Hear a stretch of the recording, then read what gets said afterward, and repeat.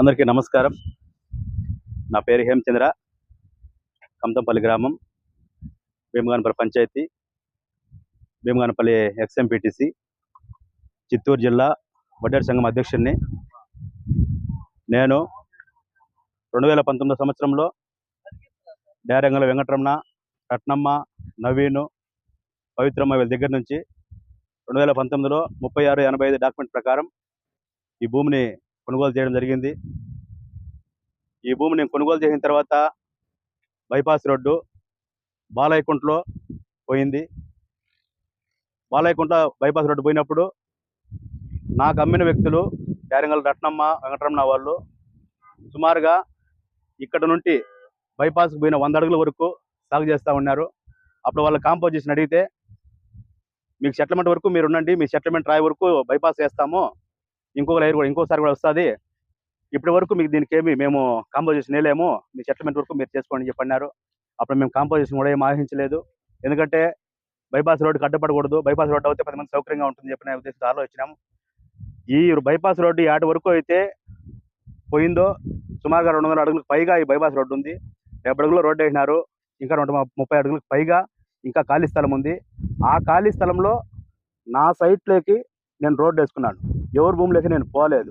నా భూమి డీకేటీ భూమి కాదు, అనాధీనం కాదు, ఎండోమెంట్ భూమి కాదు. నేను రిజిస్టర్ చేసుకున్నా 2019లో. గత వారంలో అధికారులు వచ్చి సర్వే చేసుకుంటానప్పుడు చేసుకోమని చెప్పినాను. రెండోసారి వచ్చి సర్వే చేయాలంటే నాకు నోటీస్ ఇవ్వండి, లేదంటే ఫోన్ ద్వారా తెలియజేయమని చెప్పినాను.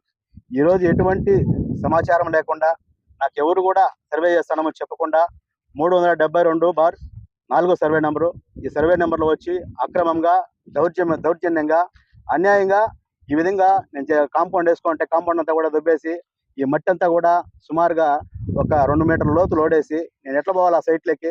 ఇదేం డీకేట్ ల్యాండ్ కాదు కదా, ఎవరికి నష్టపడతలేదు. నేను నా సైట్లో నా భూమిలో నేను చేసుకుంటా ఉంటే డెవలప్ చేసుకుంటా ఉంటే వీళ్ళకి ఏం అభ్యంతరం వచ్చింది?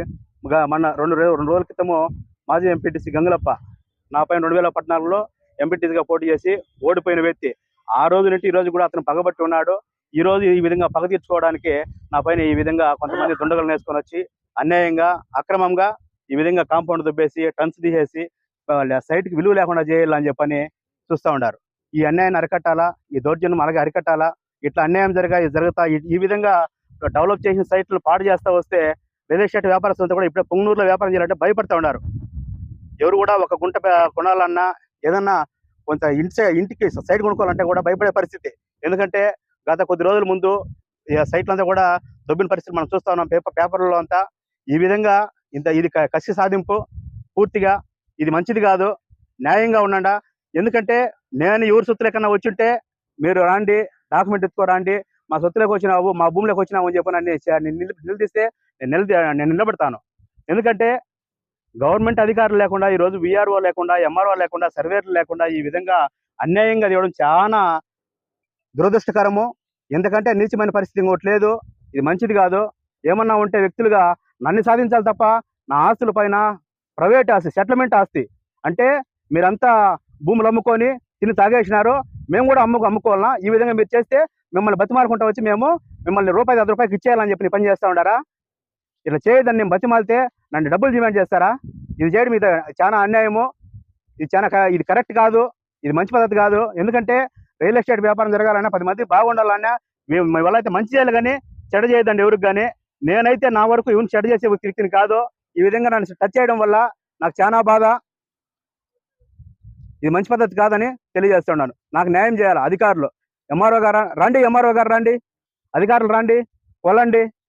నా భూమి ఏడుకుందో కొలండి. ఫస్ట్ బైపాస్ కొలండి. బైపాస్ యాటింటికి యాటికి వస్తుందో తెలియజేయండి. బైపాస్ యాటి వరకు వస్తుందో ఆటింటి నా సెటిల్మెంట్ స్టార్ట్ అవుతుంది. నా సెటిల్మెంట్లో నేను ఉన్నాను. ఎవరి భూమిలోకి నేను వెళ్ళలేదు. ఎవరి భూమిలోకి నా పోయి ఉంటే మీ డాక్యుమెంట్ ఎత్తుకోరండి. నా భూమి నేను మీ భూమిలోకి నేను వచ్చింటే ఇంత అన్యాయంగా రావడము, ఈ విధంగా దౌర్జన్యం చేయడం ఇది మంచి పద్ధతి కాదు. దీన్ని పూర్తిగా ఖండించాలని తెలియజేస్తూ వీడియోలకు నమస్కరిస్తున్నాను.